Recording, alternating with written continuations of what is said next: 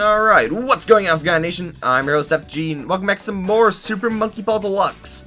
Last we left off, we took an unexpected left turn inside of a whale, and that whale happened to be home to an underwater city, still inside of the whale. But now we're back in pursuit of Dr. Bad-Boon as he takes off towards his secret laboratory, which is found in another island neighboring the main island. And it's here we find World 5's Amusement Park. And this is considered to be by many one of their favorite worlds in the game just because of the aesthetic alone. And I wouldn't be lying too. I remember just because of the aesthetic alone being based on Amusement Park. Especially when it came around to playing some of the challenge modes, this is one area that'd be pretty popular within the beginning of the challenge mode. But we're not wasting any time, let's get straight into it with Wormhole. And this is an important stage because it shows one last gimmick that we'll see throughout the game itself. And that is teleporters. So up ahead we're going to see there's essentially this gate that looks like it's got something on the other side. And you're not wrong, it turns out it's actually the other side of the warp, which actually takes us up above. And we're going to be seeing more stages later on that use these warps, some of which are pretty gimmicky, and others have essentially, well, a lot to them. But also at this point where you're going to want to make sure that you've gotten used to the control scheme, because we're going to be seeing a lot harder stages later on that are especially hard to navigate unless you already have a feel for the precision that is Super Monkey Ball. And I want to mention that Super Monkey Ball Deluxe, you may have already seen compared to other episodes, is pretty different compared to the GameCube originals. And part of the reason is because of the main controller that is the Xbox and the PlayStation. See, with a GameCube controller, the analog stick is actually limited between 8 octagonal edges. However, with the Xbox and PlayStation, it is essentially a full circle, which means you have free movements of I and the other monkeys throughout the stage. But however, sometimes it can be limited in terms of moving especially when you need to make certain moves, but you may overdo it. Which means that there's a little bit of a learning curve with Super Monkey Ball Deluxe because of the control schemes.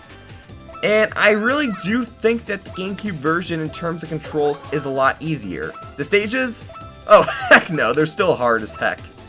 But no, I do think that it controls a little smoother with the GameCube originals. Maybe more or less because of the control scheme, but just my personal belief. Alright, but let's keep going forward. Up next, we're going to take on Conveyor. And this is essentially as it sounds. It's a conveyor that we got to make sure we go across and hopefully not fall off. Now, I wanted to wait till next episode to say this, but I do think it's worth mentioning here. The further we get in, you're going to start to realize that some stages start to look a little familiar, to a point where it almost feels like they're reusing certain stages but making them harder. You're not wrong, because as we get further in, we're going to see plenty of stages that actually feel like we've already played them before, but essentially get harder. One of the best examples is Exam B, which, unlike the previous stage, which was Exam A, and I don't remember if I actually covered it or not. This is actually a brand new record session, by the way. This is essentially a harder version of the first exam stage, which means that the further we get in, the harder the game will become. And hopefully it doesn't get too bad. But for now, let's play the next stage, Beads Green.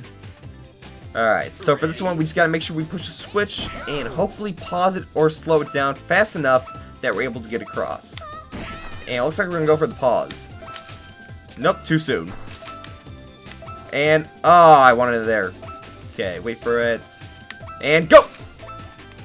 Nope, that's not gonna work. That's going right off the edge. And wait for the timing, and go, go, go! Ah, we're too slow. Okay, and go! Perfect, perfect, perfect. With 30 seconds to spare. To the goal! Yes! So it's at this point in the LP, I kind of want to talk a little bit about the history of Super Monkey Ball as a series, as well as some of the original games. As we do that, we're going to play this next stage, Jump Double. So, when Super Monkey Ball first came out in the early 2000s, many think its first appearance was actually for the GameCube. You're not entirely wrong, but it turns out that Super Monkey Ball actually came out in the arcades around the same time. In 2001, the original Monkey Ball, which was released exclusively in Japan, was released in the arcades. And it plays a lot like the challenge modes in the original two games. Essentially, you can control either Maybe, or Baby, because Gon Gon was not a character in the arcade original, and you'd be going stage to stage, trying to complete them all, competing for the high score. and of course the high scores based on the time it took to complete, as well as how many bananas and lives you had at the end of it. So there really was this big competition for who would have the highest score at the end of it, and it made sense. Essentially, that is the basis for the challenge stage after all. And the arcade version, for what it was towards the end of the lifespan at a time where there's many series and many games making the jump to the home markets. And so for what it was, Monkey Ball was pretty well received for what it was, being a pretty advanced arcade game at the time. But anyways, I want to say it was probably around the same time. It was the same year after all.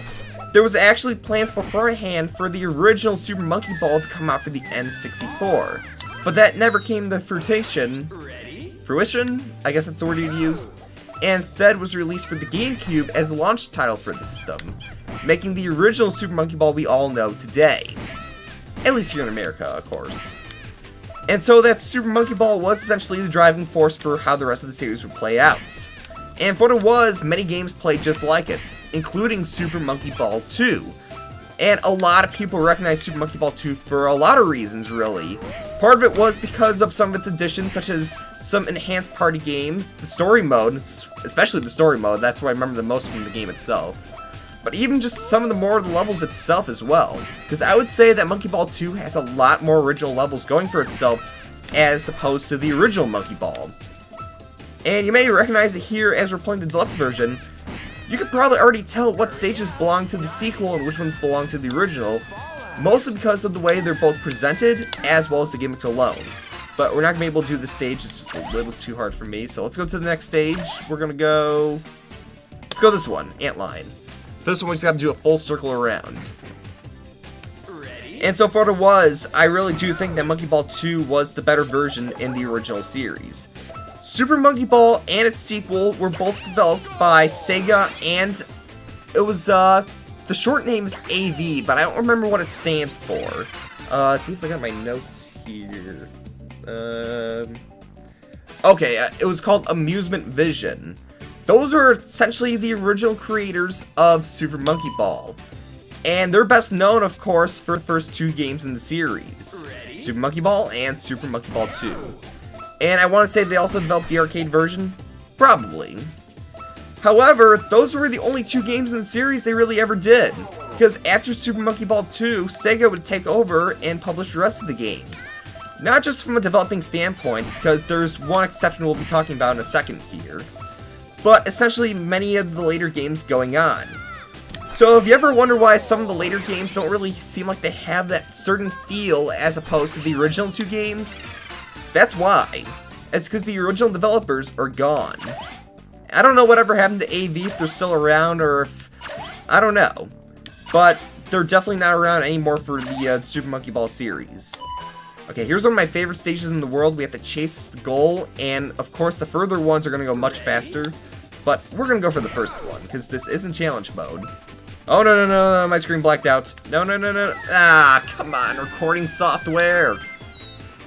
Alright, but anyways, so after Super Monkey Ball 2 came Super Monkey Ball Deluxe, Super Monkey Ball Jr., and there was even another one, but that was I don't think it was in the same time span. It was Super Monkey Ball Touch and Roll, but I want to say that's part of the reboot era. But there was one other game that was actually developed by another company, Traveler's Tales. They actually made the game called Super Monkey Ball Adventure, and it was pretty different compared to the normal Super Monkey Ball series. It was in a form that they were trying something completely different. They were trying to make a game that was essentially based on, call it a hub world per se, but the hub world is the game itself. So, you had this big overworld, you have different enemies, and then you had different computers, well, computer characters per se, that would give you different objectives that you had to complete in order to progress forward. So, it was a lot of fetch quest. And for good reason, not a lot of people like Super Monkey Ball Adventure. I will give it props though, I did like the aesthetic alone being for what it was based on, an overworld Monkey Ball game. And if they ever decided to do something like that, I wouldn't mind it, because it felt like it was a natural step up of the original series and the overall art style per se. But let's get the goal here and keep going forward. But Super Monkey Ball Adventure did not do well. It was after that point that the series took a little bit of a break. There was, as I mentioned, Touch and Roll, but then there was another one that came out, essentially the reboot of the series, and that was known as Super Monkey Ball Banana Blitz. Released for the Wii, and I want to say around 2006, 2007, it was completely different compared to the original series. Sure, some of the characters were there. You had Ai, Mimi, Gon Gon, as well as Baby. There was even some other characters too. I remember there was... It's not Mimi, but it was something like that. But we'll get back to it in a second.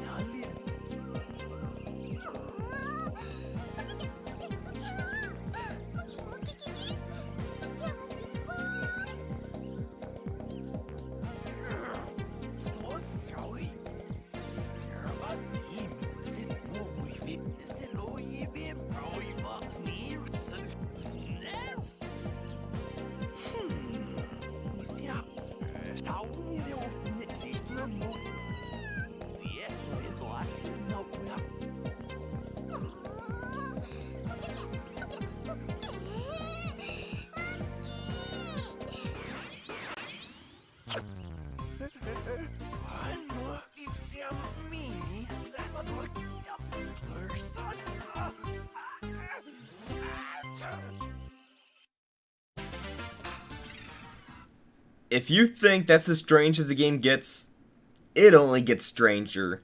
But as I was saying before, the other two characters introduced in Banana Blitz were actually Yan Yan and Doctor.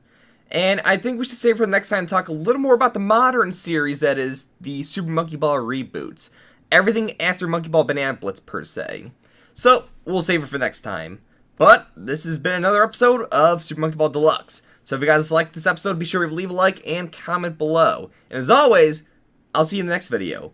But seriously though, if you think this is as weird as it gets, it only gets weirder.